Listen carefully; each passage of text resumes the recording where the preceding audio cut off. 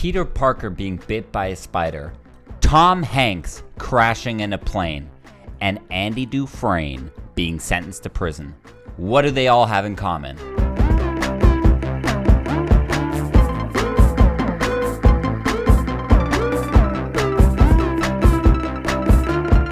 So today we're going to be talking about the inciting incident. The inciting incident is the first domino that begins the story. So the character is in some form of stasis beforehand, and then something happens. So Peter Parker gets bit by the spider, the plane crashes in Castaway. These are events that without them, there would be no film. So the way we're going to look at how to identify an inciting incident in your story is actually to look at your own life. And we thought it'd be fun to actually look at how we started this company and find out what was the inciting incident of that story. I'll just tell the story from my perspective to begin with, and we'll see how telling the story from different perspectives might lead to different inciting incidents. Let's set up a quick stasis for myself. I was working in Los Angeles at a Hollywood production company. I was an assistant editor. I wasn't very happy with what I was doing, but I didn't necessarily have a plan on how to change that. I just knew that I was kind of getting to a point where I needed something to change. And then suddenly, out of the blue, one day, my mom reaches out to me and she says, "Hey, one of your friends from high school has been trying to reach out to you, and he's tried on multiple platforms." And so I was like, okay, well, let me have a look. I went on LinkedIn or some shit, I don't know why I was on LinkedIn.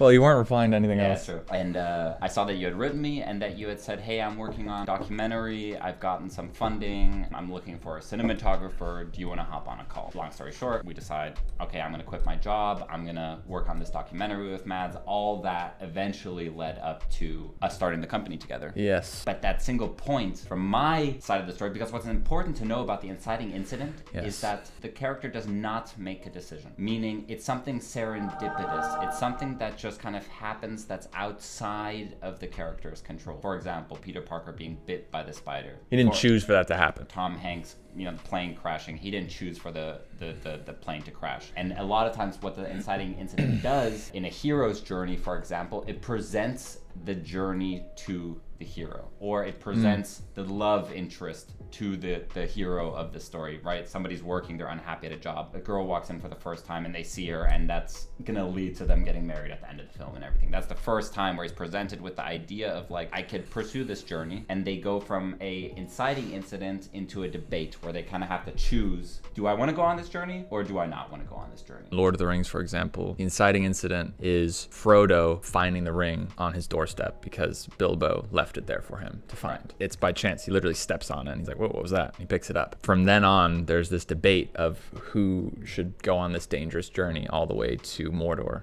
with the ring.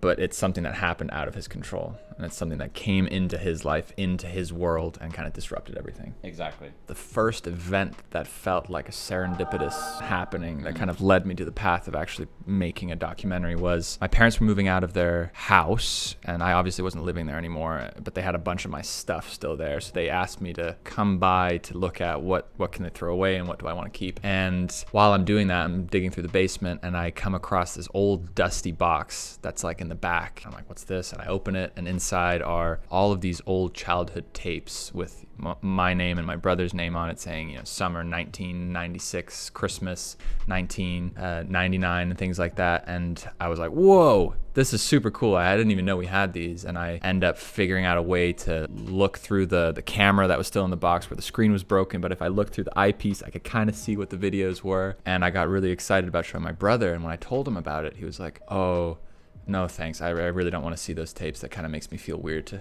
see myself back then." I was like, whoa, we have such different memories and reactions to our past. There might be something here. Right. And that really led to the film at some point. So that's just an example of how you can have the same story, two different characters will have two different inciting incidents. And actually, even with myself, I could find 10 other inciting incidents along that timeline where serendipitous things happen in my life that led to me creating this company, but they each tell a different story. What's the inciting incident that really sets up the best stasis beforehand, presents the most serendipitous thing that came into my life, and then what's going to lead to the best sort of Act 2. The difference between a break into Act 2 and the inciting incident is a decision by the character. Because you might say, once Tom Hanks' plane crashes and he's on the beach, we're into Act 2. We're into the fun and games of it. We're going to learn how he's going to survive on that beach. No.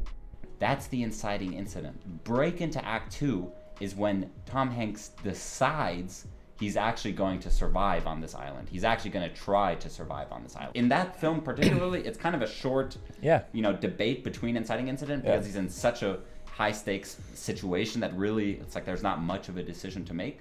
Although he could have decided just to be like, fuck it, I'm just gonna lay here.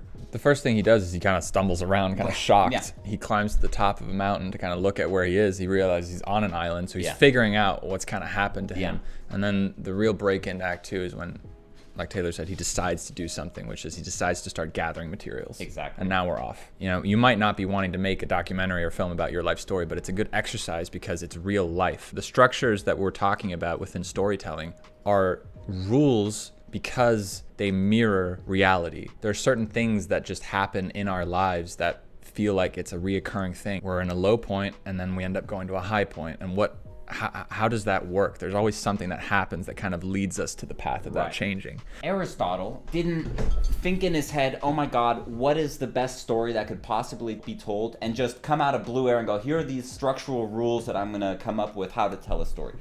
I guarantee you that's not how it worked. He looked at real life. He tried to find patterns in what was happening in people's lives, and he found that there are universal archetypal patterns that everybody experiences. Why it's important to have these rules, it's just important to know where they come from and that they're not there to restrict you or to, some old white guy somewhere, Aristotle I guess was, made up with them, right?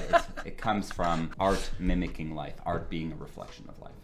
Amen. Get out a sheet of paper or just write it on your computer and write down what are like 3 things that you're incredibly proud of having achieved in your life. Stood on the stage and received your certificate for graduating, or you married the love of your life. And then, importantly, what is the single event that happened that felt like it was out of your control that kind of led to that moment happening? What's the first thing you can identify? I dropped my pencil off the table and it led to me marrying my wife. A random woman helped me by picking it up and our eyes met. Right. Leave a comment from your life. Inciting incident, what is the domino stone that fell? And what did it lead to? We'd love to read them. It's always interesting to see how seemingly insignificant small things that are out of our control lead to these big achievements and these big things that we're proud of. Yeah. And as always, burn your boat. No.